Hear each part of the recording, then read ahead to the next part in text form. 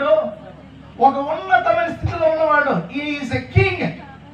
ఆయన ఒక రాజు. రాజ్యబలం ఉంది. రాజ్యం అంతా ఆయన చేతిలో ఉంది.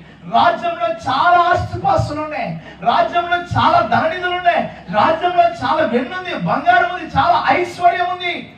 కాబట్టి భక్తుడు దావీదు చెప్తున్న మాట ఏంటంటే, ఇదిగో అందరూ పోవలసిన మార్గంలో నేను పోవచ్చున్నాను బాబు. కాబట్టి నువ్వేం చేయి, ఇదిగో నా రాజరికాన్ని నువ్వు కాపాడు, లేదా నేను సంపాదించిన ఆస్తులను కాపాడు, నేను పోగేసిన ధనాన్ని కాపాడు, నేను సమకూర్చిన బంగారాన్ని వెన్నిని కాపాడు అని ఏ తండ్రైనా చెప్తాడు. అవునంటారు కదా. చచ్చిపోయే ముందు చెప్పే మాట ఏంటి? అమ్మా నా భాష మీ అందరికీ అర్థమవుతుందా? కథలా ఉందా లేదంటే చిరాకుగా ఉందా? కథలా ఉండేలాగే ప్రయత్నం చేస్తాం. మీకు ఎవరికి బోరు కొట్టకుండా ప్రశాంతంగా అన్ని విషయాలు నేర్చుకున్నారు దగ్గర నుంచి.